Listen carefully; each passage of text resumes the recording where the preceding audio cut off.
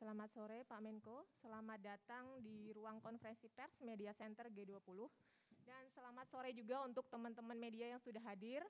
Kami informasikan untuk konvers hari ini disiarkan secara langsung melalui kanal YouTube Kemenko Marves dan FMB 9 Kominfo. Baik, untuk mempersingkat waktu, kami persilakan Pak Menko untuk menyampaikan pengantar terkait kesiapan Indonesia dalam KTT G20. Om Swastiastu. Dalam sepekan terakhir ini saya berada di Bali untuk memimpin langsung persiapan di lapangan bersama para menteri dan kepala lembaga serta Panglima dan Kapolri yang tentunya yang terlibat dalam kepanitiaan G20. Saya ingin melaporkan pada teman-teman sekalian, kesiapan kita, saya pikir kita sudah 100%. Saya juga baru seharian nih keliling meriksa semua. Ini semua akibat atau hasil dari kerja keras dari tim untuk mensukseskan tingkat tinggi KTT G20 ini. Mulai besok tanggal 13 November, kita semua sudah mulai bekerja penuh dan semua prosesi KTT G20 akan dimulai. Beberapa kepala negara dan delegasi akan mulai hadir dan berdatangan ke Indonesia dengan mengusung prinsip inklusivitas, dan G20 akan melibatkan lebih dari 3.443 delegasi dan 17 Head of State atau Head of Delegation anggota G20. Di samping para pemangku kepentingan lain seperti para pebisnis, tim supporting delegasi resmi, aktivitas LSM, utusan lembaga internasional, jurnalis, observer, dengan jumlah seluruhnya diperkirakan mencapai lebih dari 12.750 orang. Saya selaku Ketua Bidang Dukungan Penyelenggaraan acara ini memohon dukungan masyarakat Indonesia, khususnya masyarakat Bali, untuk turut menjaga ketertiban menjelang dan selama pelaksanaan KTT G20. Kepada warga Bali, saya mohon maaf bila di sana sini terganggu kenyamanannya akibat dari pelaksanaan kegiatan dari G20 ini. Tentu ini semua tidak kami bermaksud untuk membuat teman-teman semua sulit, tapi terkadang tidak dapat dihindari. Dan kami memohon dukungan untuk saling menyukseskan acara ini. Saya juga memohon doa dari seluruh masyarakat Indonesia agar gelaran acara KTT G20 ini dapat terlaksana dengan baik tanpa ada halangan satu apapun. Sebagaimana telah disampaikan oleh pemerintah Provinsi Bali melalui surat edaran, maka pemerintah daerah menghimbau agar masyarakat mengurangi aktivitas selama KTT G20. Ini bukan berarti rakyat atau masyarakat tidak boleh keluar rumah sepenuhnya. Kami mendorong seluruh kegiatan bisa dilakukan dari rumah, agar dilakukan dari rumah saja. Agar anak-anak juga selama beberapa hari bisa belajar secara daring dan karyawan dapat work from home bila itu masih dimungkinkan. Saya kira kita sudah pengalaman dengan COVID kemarin, itu semua bisa kita lakukan. Dengan spirit kebersamaan, saya yakin ini juga bisa kita lakukan. Dari lubuk hati yang paling dalam, saya juga mengajak kita semua untuk terus menjaga wajah Indonesia di mata dunia. Selaku tuan rumah sekaligus sebagai keketuaan G20 tahun ini. Selangkah lagi kita akan menuntaskan kepemimpinan Indonesia dalam membawa arah G20. Dari Bali kita ingin mengajak dunia untuk pulih bersama, untuk bangkit lebih kuat dengan bergotong royong serta membawa perdamaian bagi masyarakat dunia. Bali memberikan aura persahabatan. Bali memberikan aura kedamaian. Saya percaya ini akan menusuk hati dari semua pemimpin-pemimpin yang datang kemari. Sebagai negara yang besar, kita yakin bahwa Indonesia akan menjadi salah satu kekuatan baru ekonomi dunia. Kita melihat ada harapan baru dengan dipegangnya presidensi G20 Indonesia. Kegiatan ini telah memberikan dampak bukan hanya kepada ekonomi nasional maupun Bali pada khususnya, tapi juga kepercayaan internasional bahwa Indonesia memiliki peran strategis dalam percaturan global dan merupakan tempat investasi yang sangat-sangat strategis.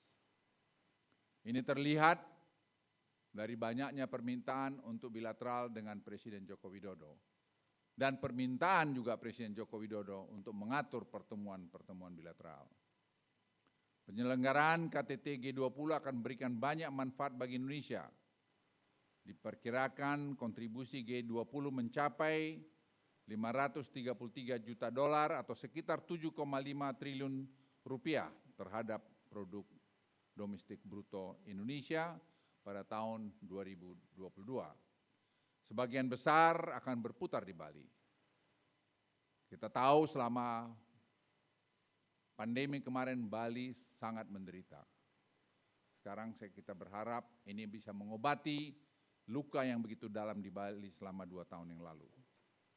Konsumsi domestik yang didorong oleh rangkaian forum G20 ini diperkirakan naik sampai 1,7 triliun rupiah. Dan membangkitkan serapan tenaga kerja hingga lebih dari 33.000 orang. Terutama pada sektor transportasi, akomodasi, MICE atau meeting, incentive conference exhibition, dan usaha mikro kecil dan menengah. Presidensi G20 menjadi momentum bersejarah bagi Indonesia yang baru akan digelar di tanah air kita ini 20 tahun lagi dari sekarang. Jadi semua Anda yang hadir di sini, Anda akan menyaksikan ini lagi 20 tahun dari sekarang, bila Anda masih tetap hidup seperti sekarang ini. Saya sekali lagi mengajak segenap masyarakat Indonesia untuk turut mendoakan kesuksesan Indonesia, membawa forum KTT G20 bermanfaat untuk dunia. Tunjukkanlah, saya ulangi, tunjukkanlah bangsa ini adalah bangsa besar. Bangsa yang mampu mengedepankan perdamaian. Bangsa yang mampu juga mengatur dirinya. Dan kita siap menyambut KTT G20 ini. Sekian, terima kasih. Om, Santi, Santi, Santi Om. Pak Menko, mohon izin untuk 3 pertanyaan, boleh Pak? Silakan. Kami persilakan teman-teman media, terbatas 3 pertanyaan ya. Dari yang pertama dari Mbak itu, tolong sebutkan nama dan medianya. Kemudian yang kedua, ya yang di depan. Satu lagi, oke, dari TV One. Silakan.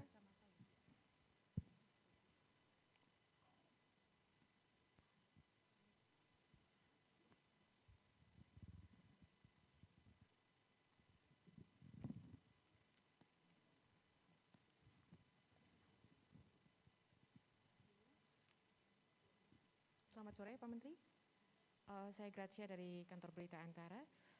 Maaf, saya kurang dengar, boleh buka masker. Oh baik. Ya. Selamat sore Pak Menteri, saya Gracia Simanjuntak dari kantor Berita Antara. Ada kekhawatiran KTT 20 tidak akan menghasilkan komunika bersama. Bagaimana Indonesia mengantisipasinya Pak?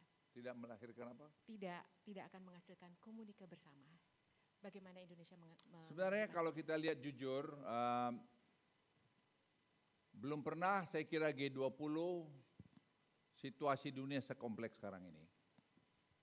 Kalau pada akhirnya nanti tidak melahirkan leaders communique, menurut saya ya sudah, tidak apa-apa.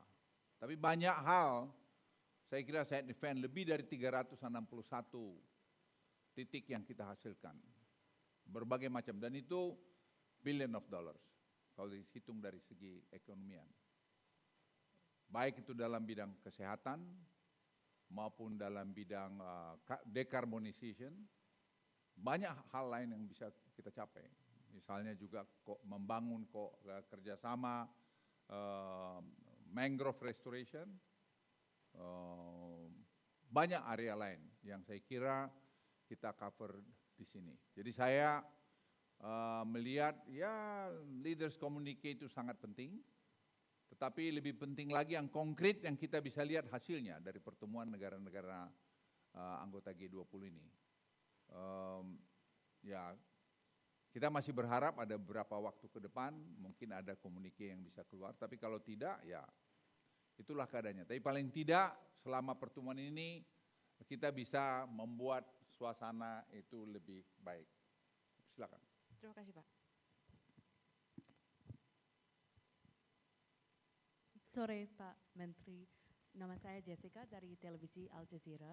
A lot of the focus has been about the attendance of the G20 summit, which leaders will come and who will not. And of course, a lot of the focus has been on the Russian president.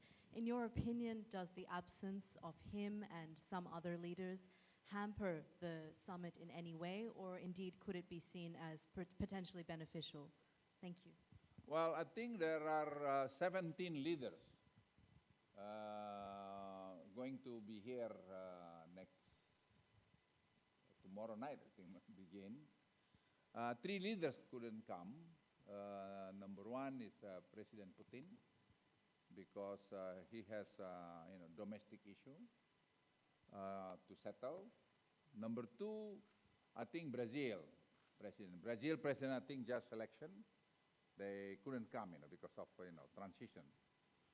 Number 3, a Mexico president, and Mexico president, as far as I understand, never been away from Mexico. So that's our thing. 3 head of state. The other, I think you look at the number of the delegation is still very high, and discussion also very, very good. And I'm glad that America and China also be here, and we'll see what happen.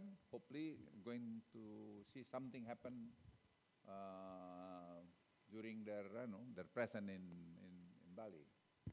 And I understand also Japan, some others, I think 17 head of state member of G20 is going to be here. Yeah.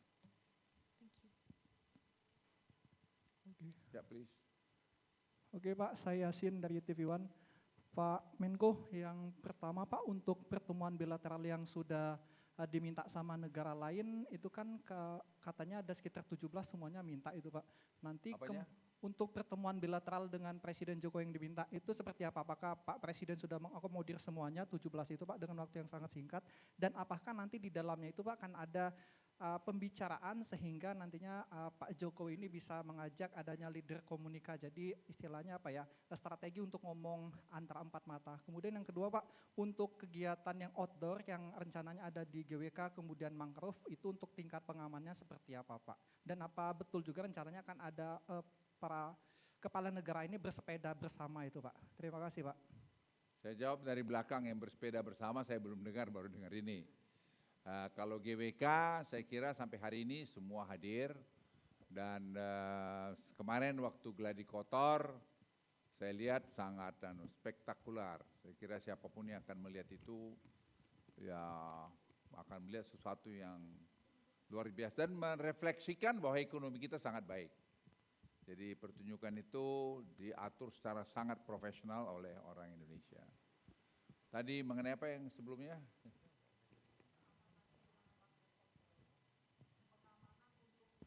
Pengamanan saya kira kita berpengalaman, ya kita berdoa untuk tidak ada apa-apa, tapi overall saya kira pengamanan sangat baik dari pihak kepolisian maupun dari TNI, dan kita saya kira sudah mulai mengaktifkan face recognition kemarin digelar, dan itu kita bisa catch orang yang masuk di airport, di pelabuhan maupun nanti di tempat-tempat lain. Jadi langsung kemarin saya minta dipraktekkan bisa menarik, dan itu memang jadi privacy kita enggak ada ya. Karena semua kalau mau dilihat siapa orang ini, di mana orang ini, handphone, GPS ada kemana. Jadi saya kira pengamanan enggak ada isu. Koordinasi dengan secret service dari berbagai negara saya kira berjalan dengan baik. Tidak bisa kita akomodasi semua maunya mereka, Tapi ada juga some extent kita bisa paham. Tapi karena saya juga pengalaman dulu waktu saya masih aktif, memang ada SOP, Standing Operation Procedures, yang orang harus menghormatin itu. Jadi negara kita ini juga tidak bisa diatur-atur siapapun. Jadi semua ada. Jadi apa yang berlaku internasional itu menjadi pegangan kita. Terus apa lagi tadi pertanyaan? Pertemuan bilateral itu saya kira saya belum mau mendisclose, tapi saya kira cukup bagus. Ada nanti pertemuan mungkin yang sangat strategis, kita tunggulah 2 hari lagi, ya kejadian dulu baru kita ngomong. Ya, tapi saya pikir akan menunjukkan bahwa Presiden Joko Widodo ini presiden yang mampu memberikan contoh. Tadi beliau dari Kamboja telepon saya, menanya persiapan-persiapan sampai detail sekali. Bagaimana di Dom waktu makan siang, bagaimana nanti Presiden menyaksikan dengan Presiden Xi Jinping mengenai kereta api cepat Jakarta-Bandung Dynamic Test yang sudah selama 2-3 hari ini kita lakukan dan berhasil dengan baik. Dan kemudian bagaimana industri-industri yang ada BRI, yang ada di Indonesia Timur, dan juga pertemuan nanti Presiden Joko Widodo dengan Presiden Xi Jinping, bilateral dan sebagainya.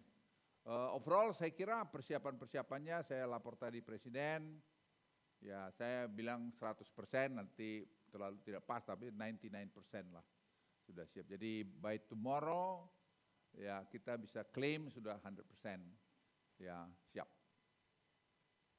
Silakan.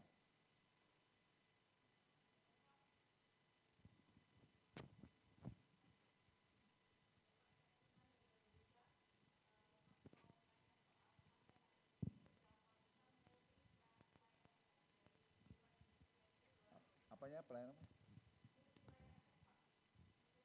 Oh, ya saya pikir nanti ada yang ngukur. Memang saya minta untuk dilakukan